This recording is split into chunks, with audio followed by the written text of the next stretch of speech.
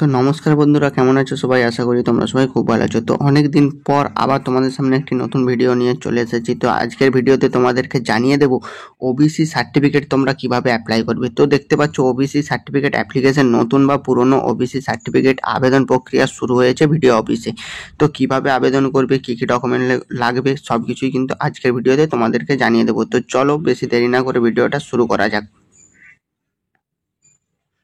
তো দেখতে পাচ্ছ এখানে কি বলা রয়েছে, ওবিসি সার্টিফিকেট অ্যাপ্লিকেশন। আপনি কি ওবিসি সার্টিফিকেট পাওয়ার জন্য আবেদন করতে চান? জানেন কি আবার শুরু হয়েছে ওবিসি সার্টিফিকেটের আবেদন প্রক্রিয়া। আপনার ভিডিও অফিসে গিয়ে এর জন্য কিন্তু আবেদন করতে হবে খুব সহজেই। তো আজকের এই প্রতিবেদনে বিস্তারিত আলোচনা করব যে কিভাবে নতুন ওবিসি সার্টিফিকেটের জন্য আবেদন করতে পারবে এবং পুরনো ওবিসি সার্টিফিকেট আবার রিনিউ করতে পারবে। তো চলো, আবেদনের পদ্ধতি কি বলা রয়েছে। আগ্রহী আবেদনকারীরা দুইভাবে ওবিসি সার্টিফিকেট নেবার জন্য কিন্তু আবেদন করতে পারেন।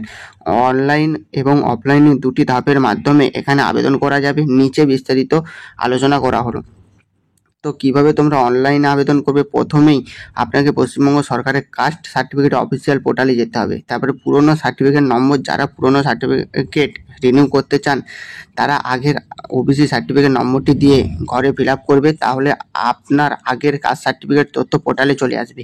আবেদনের ফর্ম প্রিন্ট অনলাইনে সম্পূর্ণ আবেদন হলে আবেদনের ফর্ম বা অ্যাকনলেজমেন্ট স্লিপটি প্রিন্ট আউট করে নিজের কাছে রাখতে হবে। বিডিও অফিসের ডকুমেন্টস কী কী জমা করতে হবে, প্রিন্ট আউট করার পর অ্যাকনলেজমেন্ট স্লিপ, অন্যান্য সমস্ত প্রয়োজনীয় নথি যেমন আবেদনকারী প্রার্থীর Aadhaar card, voter card, OBC certificate copy নিয়ে আপনার নিজের বিডিও অফিসে BCW অনগ্রসর শ্রেণী কল্যাণ বিভাগে যোগাযোগ করতে হবে। তো আবেদন জমা দেওয়ার পরবর্তী প্রসেস কী থাকবে, আবেদন ফর্ম এবং ডকুমেন্ট জমা দেওয়ার পর বিডিও অফিসে BCW বিভাগ থেকে SDO দপ্তরে পাঠানো হবে তাদের নির্দিষ্ট লগইনের পোর্টালের মাধ্যমে।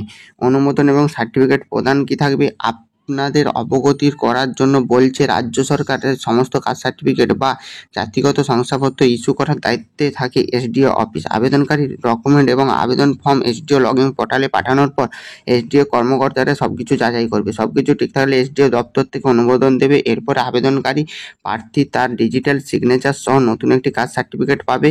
এই নতুন কাস্ট সার্টিফিকেট আপনার পুরনো ও নতুন উভয় সার্টিফিকেট নম্বরে কিন্তু লেখা থাকবে।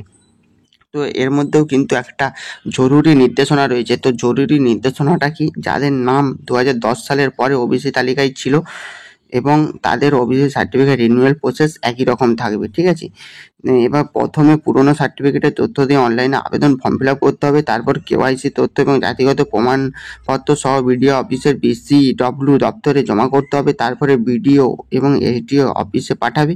SDO অফিসে ভেরিফিকেশন করে অনুমোদন করলে ডিজিটাল স্বাক্ষর সহ নতুন কাস্ট সার্টিফিকেট হাতে পেয়ে যাবে। তা আপনারা সঠিক ক্যাটাগরি OBC A না OBC B তা অবশ্যই জেনে নিতে পারবেন, ঠিক আছে। তো বন্ধুরা, এইভাবেই তোমরা কিন্তু অনলাইন বা অফলাইনে নতুন ওবিসি সার্টিফিকেট বা পুরনো ওবিসি সার্টিফিকেট রিনিউয়াল কিন্তু করতে পারবে।